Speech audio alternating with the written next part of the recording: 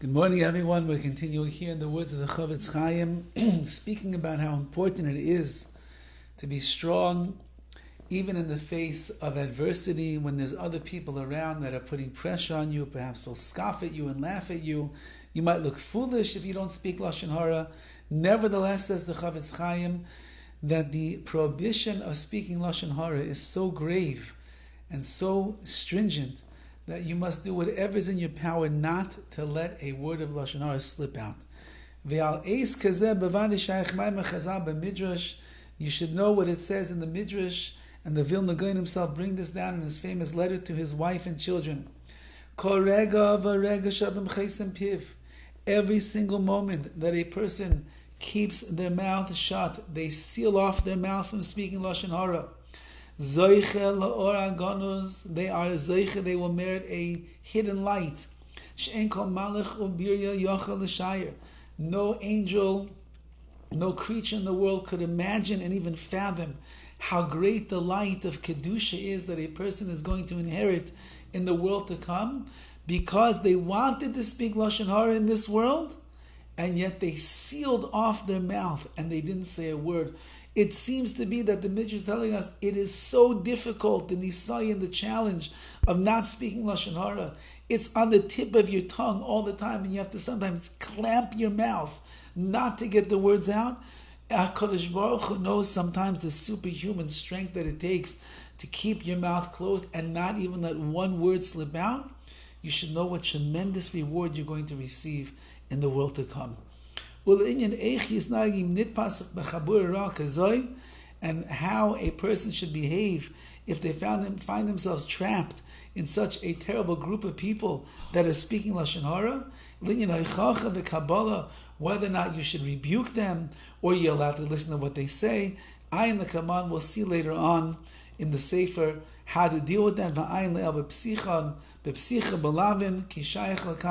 You can look earlier in the Sefer, he talks about how you have to rebuke sometimes, or you have to get away from there, stick your fingers in your ears, not to listen, you can't believe anything they say, so on and so forth. There'll be a chapter, in the chapter 6 or so, we'll end up going much more into detail about this. Now, this prohibition of Lashon HaRa, it's whether you say it with your mouth, literally, or you write in a letter. Even if you write the words of Lashon HaRa in a letter and you share that with somebody else, that itself is Lashon HaRa.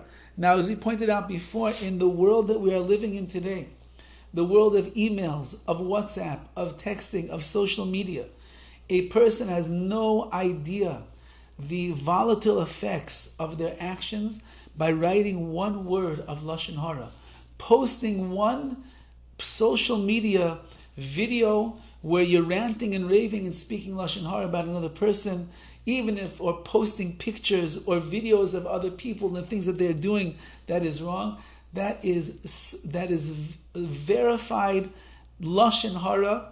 And a person, Rahman al-Tzlan, is not only sending it to the person that they sent it to, it goes viral sometimes, it goes out to tens and dozens and hundreds of thousands and tens of thousands of people, and one little press of a button that you did over here in Los Angeles, in New York, in Israel, wherever you might be, one little press of a button, sending out that video, sending out that picture, sending out that statement, it ends up in the hands of thousands of people. That's thousands of isurim of Lashon HaRa that a person will, unfortunately, have to own up to and receive the consequences as a result of that.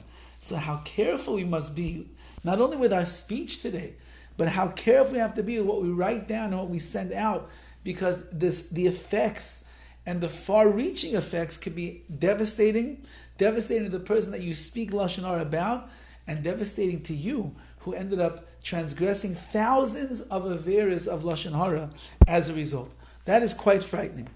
V'gam ein by chilek vein im hu mesaper alav Lashon HaRa shelo beferish. And it doesn't matter whether you are saying over the Lashon HaRa beferish explicitly, like you're saying, this guy is a bad guy. You say it explicit. Or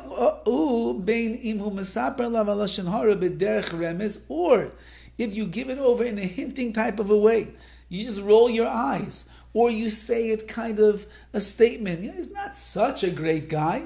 Or you send out a picture, and people, as we'll see later on, if there's ways to interpret it for the good or for the bad, and your intention was for the bad, so that's all going to be on your head over here. You're going to be responsible for such a thing. In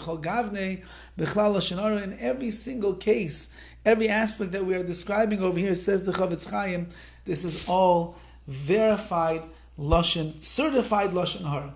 And he concludes this chapter. Vida, you should know further. Even if while you are degrading your friend with your words of Lashon HaRa,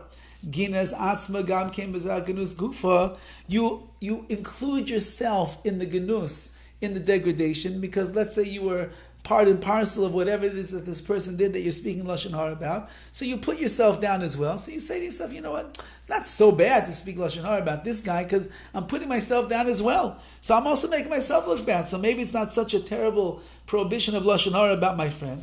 Even if you started talking badly about yourself first, and then you came on to the Lashon HaRa about the other person, nevertheless, you did not leave the category of a gossip monger and an accuser, and therefore you have still spoken Lashon HaRa. So whether you speak only about the person, or you include yourself in the words of Lashon HaRa, even if you make yourself first, nevertheless, you are speaking Lashon HaRa about somebody else. That is a prohibition. Be careful. Rabbi Isai, he's saying, be very careful, because the words, especially today, are so lethal, and they travel so far at light speed. In an instant across the world, somebody knows what you said over here in Los Angeles or wherever you might be, and that is a grave sin of Lashon HaRa, and you'll get so much more reward if you hold your finger back from pressing the button. You have a reward that's waiting in Shemayim that nobody, not even a malach, an angel, could fathom how great the lights in Olam Haba are going to be for you. Have a wonderful day.